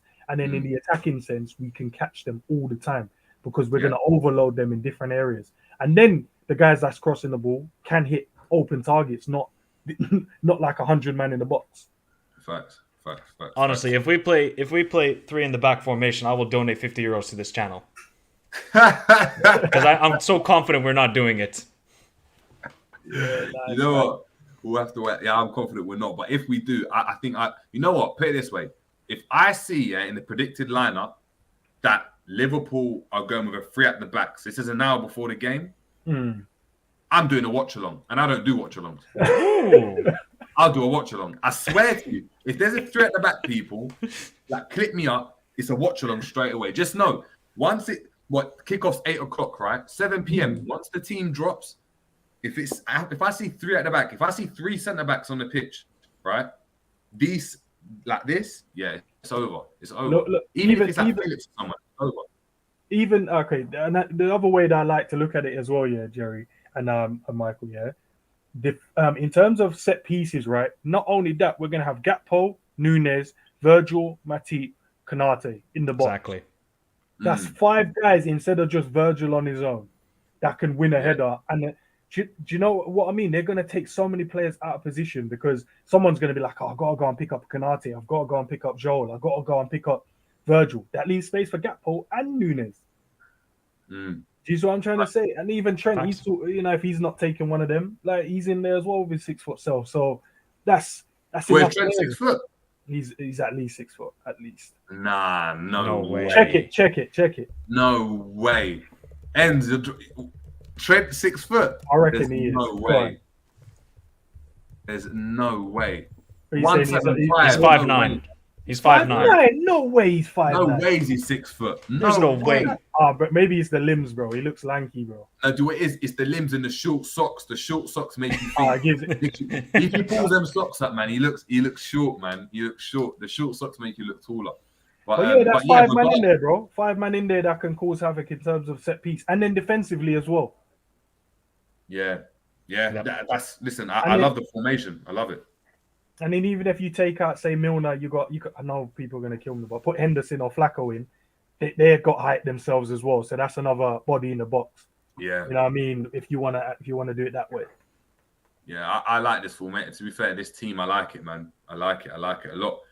Please, Klopp, if you're watching, please just change something up. Just entertain the fans somewhat. Do you know what I mean? Give the football manager players, do you know what I mean, some happiness, man. Just give them something to get excited about. G, do you know what I mean? He's in bed at the moment, recovering. If G saw 3 at the back, listen, I think he might be clopping. That's how deep it is. I think he might recover quicker then. Exactly. GT saying, look, hey, big up LFC fans out there. I salute you guys still. What are you implying? You know, Liverpool. BTV said Liverpool are playing tomorrow. Interested. We got Bernard Sweeney saying the Deadwood is coming out. Fabinho, Henderson, Ox, Milner, not good enough anymore. We got Richo, our resident Everton fan, saying evening, guys, evening to you as well. KLFC saying that's all we do. Long balls over the top to Nunes, more like hoofball. I'm Jono saying Klopp just embarrasses anyway with an interesting question. Right now you just part. No reporter wants to go and deal with him at the moment. GTV saying, I'm tired of hearing JJ's voice talk about LFC. He's a wrong'un. Listen, I'm the biggest wrong'un right now, man. Angel saying, goals against Newcastle were good, but we're not seeing any patterns of play lately. Looks like street football. Yeah, it does, you know. It doesn't even look like street football. I see better stuff in cage football here in Finland. 100%. Yeah, it's not street football. More like just Sunday league, just they're just going to get a goal and you might score a couple good goals on that Sunday, but the next Sunday you ain't scoring any. I mean, it's everyone turns up drunk to play. Exactly. Marque saying, we've been saying this for months. GTV saying, bro, you know how hard it is to actually do content. This is why JJ ends Mike. We have to big them up because LFC ain't giving them shit to work with, and it's facts. Like, do you know what I mean? We have ends just having to be all creative and stuff. Yeah, you know what I mean? Yeah. Even with like Timberland in the studio, just sessions. Yeah, I mean, you got that lineup up quick. Herschel Benton, big up to Herschel, saying, look, even if you play other players, the tactics will still be the same. Wing play across the ball, inshallah. JS saying, breaking news, Romz has confirmed he will never be Klopp out. Is that what Romz has said? Big up to Romz. Romz is in the comments. Let us know. Let us know. HM saying, I've only just joined, but I wouldn't mind. Wouldn't be focusing on Sarabia. Watch out for Cunha playing off a striker for the first time now. Maybe. I did see a couple games where his movement did look good. He has very good movement. Yeah, we'll have to just wait and see what type of player we get. Patrick Tyrant, big up to Patrick Tyrant, Spurs fan as well from the terrace, saying, my guy, hope you're good yourself. Make sure we're heading over to Patrick Tyrant on all socials as well. Big up to Pat. JS saying Liverpool haven't scored post 50 minutes in the last 13 games, which means if they're down in the first half, then they're done. Wait. That ain't real. No, it is. No, that's some InfoWars stat. That can't be real. It is. I saw that stat. I mean, JS put it in, and I was going to read it out, but I wanted to give JS his props because he put it in just before me, but I already had the stat up. It's a stat. Bro, that's mad. That is shocking. It's a stat to be broken then, I guess. Let's do it. Yeah, innit? Let's do it. Positive swing on it. I'll do the Klopp settings. Positive swing. HM saying, JJ saying they had an NPC next to Neves.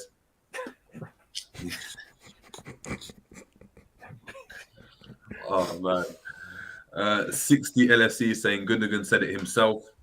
Oh, that's in regards to technical ability. Yeah. Running on the clock. So it's there for you, man. Conman saying, get well soon, top G. Yeah, get well soon, G. Get well. Marque saying him playing, that's Arthur, playing under 21 football is two jokes. It is actually funny. It is funny. He actually came on loan to do under 21s. He might as well just done like Girona or something. He's getting fit, bro. We just made him get fit. That's all it is. Got him injured again and then got him fit again. Oh, Jesus, man. EK saying Mello is like Billy Madison among the youth. Big up to EK, Newcastle fan. 60 LFC saying Buvac carried Klopp since his Mainz days. I miss him. Bring up the notepad to change stuff during the games. Oh, those were wonderful times. Yeah. Klopp just looks like he's just doing everything off the top of the dome. He's just there looking around like, I mean, and as he's getting older, that brain don't work as well, man. He needs to do some games. Do you know what I mean? Some brain games. Yeah, man. It's crazy. Jay saying, do you guys rate Milner or Henderson more?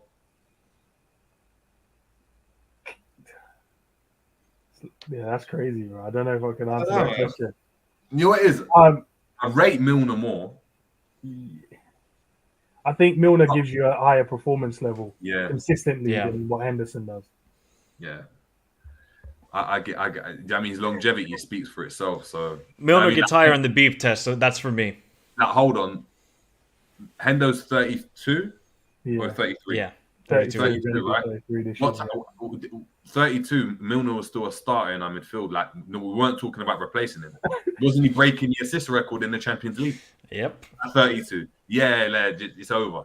Let's not even talk about it, man. Let's not even talk about that. Conman saying, this Linda's guy is just a curse for our club. The sooner he goes, the better. We got Wino saying, tactics tweak is the excuse for Salah. Only way people can rationalize the decline. It's an argument. It is. Yep. It's partly to blame, but it's also himself. Like, you spoke about it there, man. For 350 bags, this professional Salah, like, I need to go and see some reality from you where you're, like I said, you're picking up the ball from deep and you're doing madness now to just get us over the line. Like, we need you to go and do that. Bro, do you know what? I've seen him more come into that role in the last, say, 3 weeks. Because I watched it inside Anfield. Because I was having a conversation with Zabiri, big up to Zabiri, and he was saying, I want to see more from Salah in terms of I don't see him trying to be that leader to the front three or the other two guys. So I was watching, I was meant to send him this clip. I didn't even send it. It's a good thing I remember now. But he was like giving instructions to like Gakpo and Nunes, like, this is where I want you guys when I received the ball. And I was like, raw, this is what he was asking for a man to do. Then I'm seeing how emotional Salah is getting now when we concede in goals. You can see that it means a lot to him, and he's trying to. But I just think he just needs to break the rules now, bro, and just go on that rogue thing, bro, and go, nah, I'm going to do things my way because you, man, are letting us down. And I don't love the tactics. Just go on a rogue move. But look, Salah is too professional at the same time. But this is what I want to see from him.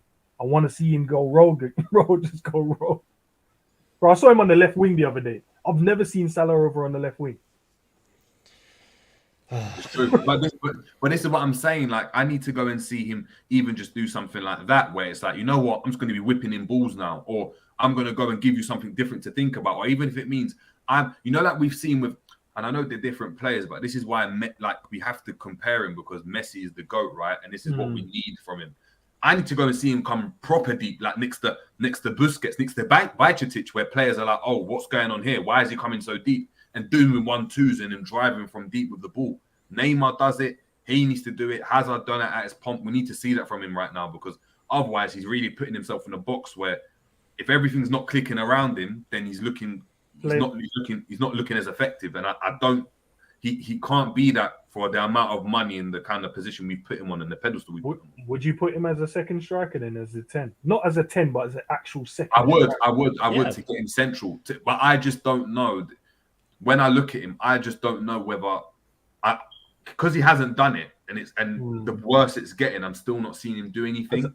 Top players start to go and do that. We've spoken about even Kane. When Tottenham are doing poor, what starts to happen? He starts to come in mad positions to go and just do something and get on the ball and create something. The fact that Salah's not doing it, I start to question whether he even has the ability to go and do that, because that takes a certain level of like ability to say, you know what, I'm going to go in a position where I'm uncomfortable, and I'm going to still look as comfortable as I am in my kind of normal position, and I'm going to be just as dangerous or just as influential.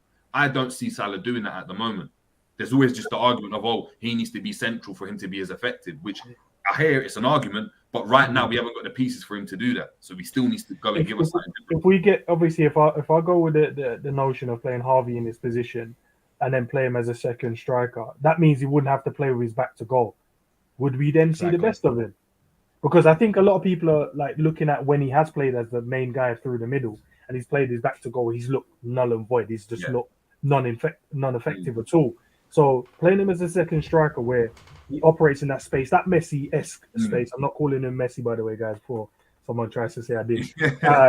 And then he's able to turn and then start spreading passes and then be in the box in space to get shots away and able to link those 1-2. Because I think maybe that's his position now going forward. In the future, probably not this season, but in terms of like next season, if we change it up slightly, who knows? Yeah, it's true. It's true, man. 100%, it's true. Hold on, a couple of comments. Where was I? Aaron Talvaro, big up to Aaron, saying Nunes realized he don't have to be chaotic to experiment with the ball. He's trying on that left these days. Yeah. His game's improving. His game is improving outside. It has done. Colin Dykes, big up to Colin, saying we're more open and cheap. Fuck. Angel saying right now our whole right side is being exploited at every game. We need tactical adjustments, more aggressive defending, and more ball progression in midfield. Facts. Yeah, chapter ends, man. And just gave us a debrief of, to move. Jerry, compare our right side from last season where everybody was giving all the applause. Henderson, Salah, Trent, everybody was giving applause. Nothing this season. Yeah. Nothing. Yeah. It's true. Chris McAvoy is saying, look, the internal leadership group that we have has divided so much of the team this season. You can see the outsiders, Jones, Fabio, Elliott, Nat, Ox can't get a game now. I agree. Sorry, I can't pronounce that at all. It's in Russian, so apologies. I'm mad. Yeah, call him B. Yeah. Big up to BC. BC saying, sell Salah, Henderson, Matip, Trent, Ox, Fabinho, Trent, Thiago, Keita, Jones, Robertson, Gomez, all past their best. Yeah, he's the whole team, basically. He's like how I've been feeling. I just don't like any of the players right now. You did that yesterday in the show, right? Yeah. And I'm there, like what Romz did. I'm there reading the names. I'm like, hold on a minute, bro. Half these names ain't on it, but I was following along like, yeah. I'm like, nah, Yeah, no, got big up BC. Boy Polo Marema, big up to yourself, saying this club bores me. I can't even enjoy what's going on at Chelsea because we are too mudded. Fact. I've said this so many times. If it wasn't for Chelsea, we would be the biggest laughingstock in football right now. Yeah, we would. 60 LFC saying, call me picky, but I just want my managers to carry a notepad. Trying to be like Louis van Gaal when he had the big binder with him. Just want to look busy. Nah, fair enough, bro. I don't know if people have seen, there was actually a video, and I've spoken about before, where Brendan Rodgers used to have the notepad at Liverpool, innit? Yeah. Yep. And the camera panned out, or like, I don't know if it was a camera, but it was like a shot that showed what he was doing, and it was just circles on the page. It weren't even any notes or anything. I was like, this guy's the biggest pretender. Like, he's just... You know what? It's psychological. It's psychological because players looking... Say, for instance, I misplaced the 2 passes, and then you see the manager go... starts writing it. Bro, in my head, I'm like, nah, I've got to make sure. I'm getting subbed, innit? I'm getting subbed. Or like, you know, when you're at a trial and you're looking around and you see this and you do like a misplaced pass and you see the brother go, you're like, yeah, he's crossed my name out. Like, I ain't making it to the next round. It's done. 60 LSC saying, in regards to obviously not downing tools, saying, look, none of them were superstars before Klopp, so they weren't down tools. Boy Polo saying, did we speak about Trent? Yes, we have. 60 LFC was saying, beautiful lineup. That's Endman TV's lineup. Chris McElroy with his lineup saying, look, Kelleher, Robbo, VVD, Nat Simicas, Stefan Bajcetic, Jones, Fabinho, Elliot Salah, and Fabio Carvalho. Give the fringe players a chance, they will run. Yeah, same type of argument that you said, kind of similar with Ends, isn't it? It's just, play the youngsters right now. Play the youngsters. Give them man. Jamel, big up to Jamel saying Trent needs to be benched to reflect on his attitude. I think he's getting a lot of scrutiny. Obviously, look, he hasn't played well, and I think his attitude isn't the greatest, but I think he's the least of our problems. Yeah. In my opinion. Yeah, it's true. Jamie Phillips saying, my team is Alisson, Trent, Virgil van Dijk, Konate, Simicas, Stefan Bajcetic, Fabinho, Jota in the 10 with Salah on the right, Gakpo on the left, and Nunes up top, or Nunes and Gakpo swapping, I'd assume. Decent team. Jota in that 10, I don't really like it. If it was Gakpo in the 10, that makes sense, but not Jota. Yeah. D'Angelo Williams, big up to D'Angelo, saying, Jay, bro, that's not Salah's game. He's never been that creative footballer at all. That's why I've never rated him as highly as people do. Saying there's only certain players that are supreme elite footballers like Neymar and Messi who can do everything offensively for their team. Salah doesn't have that technical ability. I would agree with that, but what I'm saying is we've paid him the money to go and do that. Like when you go and pay players and you put them on that pedestal, like United have had pure bare goal scorers, isn't it? Pure goal scorers. You're looking, they've had Tevez. They got rid of Tevez. They had Van Nistelrooy. Like, there's been pure attackers. There've been pure attackers that have gotten goals, right? But the players that got the big bucks and that stayed the longest there, they're the likes of your Rooney's, right? You're looking at Benzema. You're looking at players like that can do everything, like offensively. And I need him to be able to go and do that because we've put him on that pedestal. We haven't treated him just like a goal scorer. Liverpool have always had goal scorers. Torres, Fowler. We've always had goal scorers. We never had a problem of getting players to score goals or getting the strikers to score goals. But having this type of player, we've had that in Suarez. We had that in Gerrard, where in a midfield sense, he could do everything. Those players deserve to be put on those pedestals, right? If we paid Salah those bucks, I need to see that from Salah. Because otherwise we're getting shafted. You look at any other team that's paying their players that amount of money, they're doing everything. They're doing everything. Yep, agreed. I just don't see enough from him nowadays, sadly. And I think it's all been from the AFCON. I think it's just psychologically that loss and then losing in the World Cup qualifiers to Sadio Mane just compounded even more that, you know what, I don't think I have the same motivation and love for this game anymore. Sometimes it just happens to players, they just lose motivation. I think that's happened to Salah right now. And he's got to find that, I think, love for the game. I think he now Enz was talking about it when talking with the forwards. He's got to become more of a leader, in my opinion, as well. He hasn't been a leader at Liverpool. Now I think because there's a lot more youngsters, he's got to mold these guys into forming that lethal front three that we had with Sadio and Firmino and Salah. We don't have that right now, so he needs to build that chemistry with the guys. You're right, and also mention the Champions. So he's lost he got knocked out the World Cup, lost the AFCON, lost the Champions League final, and lost the Premier League by a point. Yep. That just sounds some loser. That just like if you just put that down to me and said, yeah, like I don't know, man. You know, if I had a daughter or whatever, and a daughter was just like, yeah, like this is the bread. I'm like, what is he? And you just relayed that to me. I'd just be like, he's a loser, bro. Like, this guy's a loser. No, but imagine this, and we gave him the money, right? So we paid him what? Look, he deserved it at the time because he did what he needed to do for us. So we're looking at it now and go, oh, we should never have paid him that. But to be fair, bro, he deserved it because he was scoring goals. He was doing what we needed him to do. But obviously now we're like, well, the team ain't doing well. We're in a rebuild stage. He's in his own emotions. He's probably seen like now us as fans turning against him. Oh, I should never be paid that. He's like, hold on. I did this for 5 years. Top goal scorer throughout. Won you guys games and games after games when no one else wanted to turn up. So I think, you know what I mean? Maybe the summer, brother, he reflects and then we see him turn into that creative player, that Messi-like player that we're asking for and be that leader that we're asking for. So, see, man. Listen, we only got a few games left, guys, man, and then we're done and then we can relax for the summer and then go again. Exactly. A couple more comments before we get into our score predictions and head out. We've got Chris Beckerway saying, look, right now teams are letting Matip come forward and then waiting for him to lose the ball and breaking. Some teams have done it this season. Yep. Yeah, but that's the risk you play with when you step out of midfield like that. Step out from the back, there's always that. Even if you're DM, if you as a midfielder, if you're stepping out into those areas, you risk losing the ball and getting countered. That's just that's what happens. But at the same time as well, quickly, when he steps out, have you noticed that no one's showing for the ball like they used to? Exactly. Yeah. Nobody wants it. They're scared. They're scared. Like, do you know the other thing I've looked at, guys, and pay attention to this one? Probably you already have. None of our players like being fouled anymore. You know, like when sometimes you receive the ball and you just like, I'll just take the foul like a Grealish. We moan at him. I'm like that. I'm like, bro, stop falling over every 2 minutes. But no one in our team is able to kind of take that pressure and go, I'll turn on the ball. I'll get kicked. I'll win us a free kick and then I'll do it again. And none of them are smart enough. None of them are not smart enough to get the ball and win a free kick. Like Suarez used to be the best at that.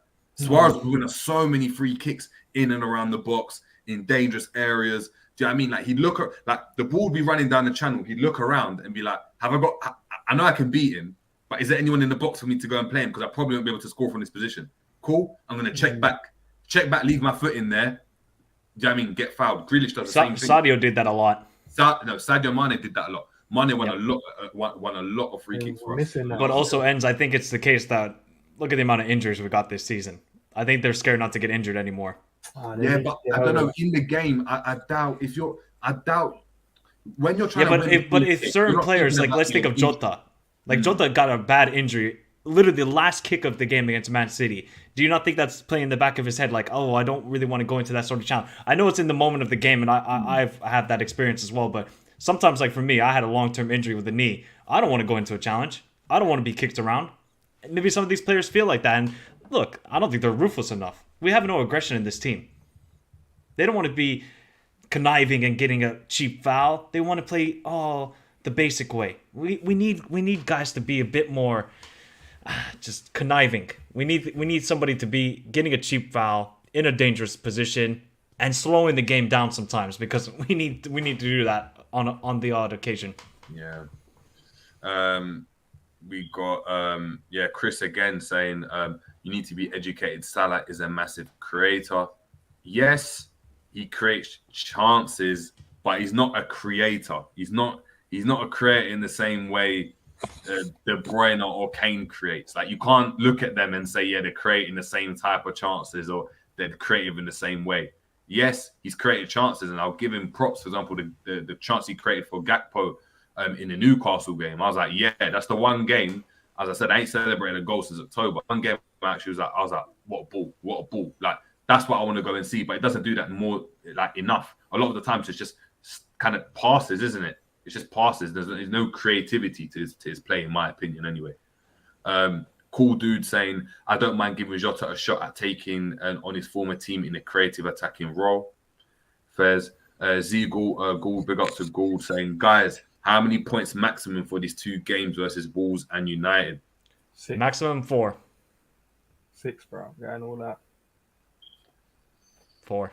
We'll get a draw in 1 game and win 1 game. I think. I'd rather win the United game. Oh, 100%. I think 3 points. I think we lose one of those games for me. Which one would you rather lose? You know what? I'd actually want to lose the United one. What? Reason why is for the greater good, because that's gonna buck up the ideas of like obviously Klopp's gonna be under pressure, which means he's got to buck up his ideas. The FSG are gonna look at that and be like, oh my god, we lost to them. There's gonna be bigger pressure on that. If we lose against Wolves and then beat United, it papers over the cracks a bit because you've beaten United and United are on form and they just won the Carabao Cup. So from a fan's perspective, I hear it. You want to beat United all day long. But does that win right now in the season, as you said, ends? We're just vibes in now, right? Yeah, but that's one of the vibes I want, bro. Jerry, man, I can't allow losing to United at home. I cannot allow that. I need to go and see some real like pain in it for there to be some growth. Like I can't just keep seeing how much more. Wait, Jerry. We've suffered 4-1 to Napoli, 3-1 to Brentford, 3-0, 3-0. How much more pain do you want? 5-2 at home? I'm not gonna lie. Like I said, I've had to question whether I'm a Liverpool fan or not. Even that's what I'm saying. And right now, I'm in limbo, innit? I'm in limbo. Right now, I'm agnostic when it comes to Liverpool. This is what I'm saying. I'm agnostic, as in I don't see that same pain. Like I'm like, yeah, like I'm looking at it just from a logical standpoint now. If we beat United, the whole narrative of what's happened changes. It's like, Liverpool are back to winning ways. They've shown that they can beat United. They're still a top quality side when we know deep down they aren't. And if that happens, you're going to get Klopp coming out in a press conference because Milner, Henderson and Fabinho had a great game saying, wow, they're back to their best. It was only a dip in form. In the summer's going to come and then you're going to hear, we've got Bellingham. We don't need another midfielder. Henderson's still going to play. We've got Bellingham. Why are you asking for another player? That's what's going to happen. I can understand that perspective, but just as a fan, I just cannot lose to United at home. This just simply cannot do it. But one thing is that we have seen this season is this team just rise up to the top teams, except for Real Madrid. Every other team we seem to beat. Man City at home, Newcastle both occasions. It's just weird this season from Liverpool. It's just the tactical side. I think that's why we keep losing to Real Madrid. We don't go into the game thinking tactical setup, man. It's just, go and do what you do. Yeah, that's what I'm saying. But for me, like I said, it's one of those games. So it's either we win this game and then lose against United, or we lose against Wolves and then we're going to buck up ideas and beat United for me. But look, before we head out as well, and I need everyone in the comments as well to spam in your score predictions. Michael, what's the score prediction for tomorrow, man? 1-1. I just can't see us winning a game. I genuinely can't, especially against Wolves. I think Real Madrid destroyed us. Once we got 2-0 up and everybody was all happy and the players seemed happy, to lose 5-2 at home, the Fortress, that's a detriment to confidence. Any confidence that they had, because they probably had a little bit. 2-game winning streak. You beat Newcastle away, all good. To lose 5-2 at home, I think that's really going to destroy this team mentally. And all I just want is to beat United on the weekend. I could care less. I just need to get some clowning on these United fans, because I have a lot of United fans here in Finland. I have a lot of friends who are. If I lose to these guys at home, bro, I'm gonna go into hiding. I'm gonna go to the Maldives or Albania or something and just hide in a bunker and just get away from United fans, because that's the one team I cannot lose to. But yeah, I think with this game 1-1, I feel like we're gonna go into the lead and then we'll concede 60th minute. I think that's what's gonna happen here. Ends. I'm going to be a bit more optimistic than that, so I'm going to throw my neck out and go 3-0. 3-0 who? Wolves? No, to Liverpool. Oh, Jesus Christ. Listen, wow. listen, we're going to keep up the clean sheet in the Premier League. We've got 3 in a row. Score 3? Yeah, we're gonna score 3, bro. Listen, Who's gonna score? previous to the 0-0 game, right? We scored 2 against Everton, 2 against Newcastle, 2 against Real Madrid. Apart from obviously the Crystal Palace game, the Darwin didn't play in that one. So Darwin back in the squad, bro. We're scoring some goals, bro. Goal scorers, I'm gonna go. If Klopp goes in my starting 11, then I'm gonna go Nunes, Gakpo, Harvey Elliott if he starts. Cool. I'm gonna say we lose this game. I think 2-1. I think 2-1 we lose this game. You said 2-1 as well, Michael, didn't you? I know you said 1. I said 1-1. Yeah, you said 1-1. I'm saying I think Liverpool lose this game. I think it's 2-1. I think we look better going forwards, but I think we get caught out defensively. And I think that then spurs us on, as I said, to go and beat United. I do believe that's going to be the story, and I think we're going to go and beat United, which obviously I don't want for the bigger picture. But yeah, that's what I'm saying. But I think it'll be an entertaining game. I don't think it'll be a boring game. I think it'll be much more entertaining because I think there will be some changes in the game somewhere from Klopp, even if it's the starting lineup or somewhere in the second half that kind of opens up the game. If it means that we go and play with 4 strikers. Do you know what I mean? Or a different kind of youthful midfield. So, Angel Knight 68 saying your application for a loan fan transfer to Napoli has been denied. Win or lose, you never walk alone. You are not RDS. Angel, that's only for one channel. That's the only channel I do it on. Everywhere else, you'll never walk alone. Unfortunately, at the moment, but if I could survive the Roy Hodgson era, I think I could survive anything. Yeah. Jono saying, would you take Rafa back? No, I wouldn't take Rafa back, but there are certain games that I think Rafa would have won in this season, or in certain games. Who'd have won that Champions League final? I'll tell you that. Yeah, would have won the Champions League and he final. would have beaten Real Madrid last week. He'd beaten Real Madrid last week, being 2-0 up. There's certain games that would have done much better in, but yeah, it is what it is, man. But look, massive props to everyone that's been tuning in for the preview as well. Please make sure you're obviously smashing the like. Put your score predictions in the comments as well after the video is finished. Get on to G and the rest of them, man, as well. Romz, apparently, obviously, he's clopping, so we're going to have to address that when he's back. Let the people know where they can find you, man. Listen, it's Ensman TV, guys. It's in my name. Just jump over there, man. Subscribe. Trying to grow the channel. And every little helps, as they like to say. I've also got a second channel. I don't know if you've watched any of it yet. It's called The Day After Podcast. Yeah. So that's the non-football related conversation. So we chop up everything over there. Still, it's quite fun. So those are my 2 channels. But big up to yourself, man. I appreciate you having me on, bro. No worries, man. Make sure after the show's done, we're gonna put everything in the link as well. We're gonna put Michael and Endman. They're gonna be there for the rest for the foreseeable future. So just make sure we're hitting over there, and all of you guys are 80 people in the building still. Make sure we're heading over there and we're liking. I want 80 subs, 80 more subs for Ends and 80 more subs for Michael. But Michael, let the people know where they can find you as well. But they're probably already. You can find me on YouTube, Michael Talks Football. Get away from Liverpool. I think everybody needs that at the moment. Find out your Thursday night flavor, because that might be us soon. Conference League, Europa League, everything related to football, because got some cool videos coming out actually very, very soon about actually how Ecuador came with all these ballers. It's a very interesting story, because bro, they got ballers all over the place, and there's more and more just coming. So Ecuador could be the future of international football. I'm not gonna lie. Yeah, whisper Ecuador quietly, because I'm in a Colombian household, and Ecuadorians and Colombians don't mix well. They don't mix well. So you don't want to miss us hearing that, bro. Nah, man. Ecuador, they're gonna overtake Colombia for sure. International football. Yeah. Just don't say that, Jerry. Just exactly. Whisper it. If I'm not, like I said, if tomorrow the 3 at the back, obviously dream happens and the watch along is not happening, then you know why, innit? I'm just not alive, innit? I'm just not alive. The missus will kill me. But look, until next time, people, stay blessed. It's been the J James Show, and we're out, people.